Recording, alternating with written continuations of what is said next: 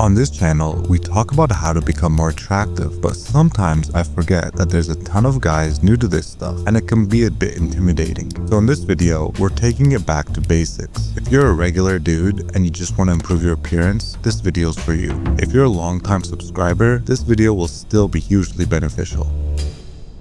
Health signals.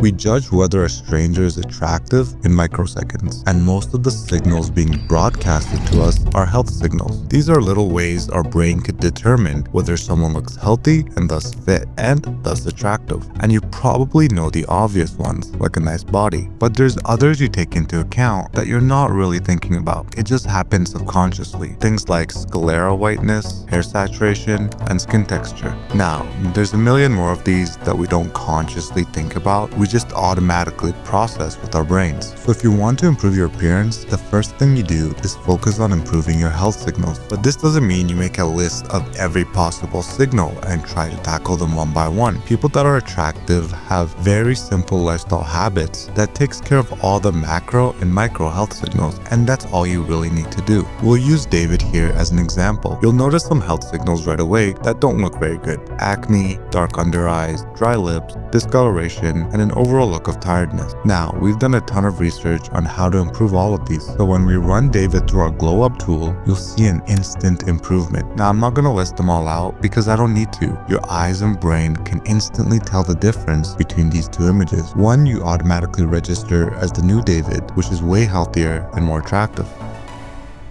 Cultural signals. Health signals are a big portion of improving your appearance, but they're not the only thing. Culture often makes a big impact as well. Some girls like gym rats, some guys like goth girls. That's personal preference. This guy will do fine in a metropolitan city like LA, but drop him off in the middle of Somalia and he's gonna be looked at like a freak. Cultural signals can be used in a variety of ways. One is to polarize. If you're a tatted up guy, there's an instant portion of the population that probably would never date you, but there's also a portion of the population who rates you way higher because of it. Another is to signal what you personally want to attract. If your whole cultural aesthetic is being a granola guy, someone who likes to hike, camp, climb rocks, and stay generally fit, you're naturally signaling that you want someone similar to you.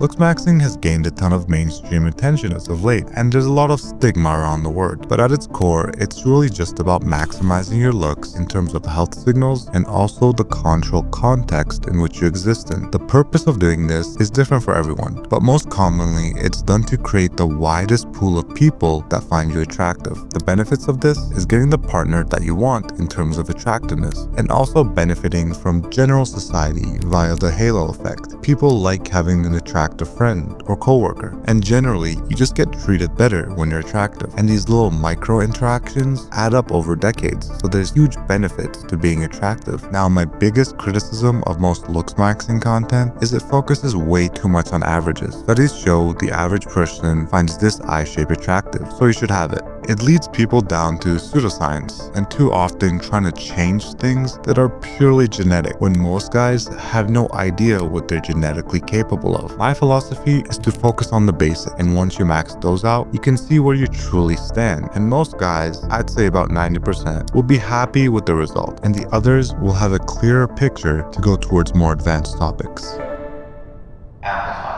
Once you understand health and cultural signals, the next step is knowing where to put your effort. There's a concept called diminishing returns. Your first few months improving something, you see massive progress. But the longer you go, the harder it is to squeeze out any more gains. Going from no skincare to a basic routine is a huge jump. Going from a 3-step routine to a 10-step routine might give you a tiny bit of improvement, but now you're spending 30 minutes a day on your face. Most guys make the mistake of over-optimizing one thing while ignoring something obvious that's dragging them down. A guy can be knee-deep into mewing, tongue posture, hard chewing for a jawline. Meanwhile, his body fat is over 20%, and you can't even really see his bone structure. You should be looking for the weakest link, the thing holding holding everything else back. Fix that, then reassess and find the next one. Guys who actually transform aren't doing more than everyone else. They're just not wasting time on diminishing returns when there's obvious gains right in front of them. The easiest example of this is physique. A lot of guys will become full-on bodybuilders trying to squeeze every last bit of muscle from their genetics. But the smart guys will work out hard, gain some muscle, then focus on having a body care routine, getting a nice tan, and getting leaner, all of which amplify the muscle that you already built.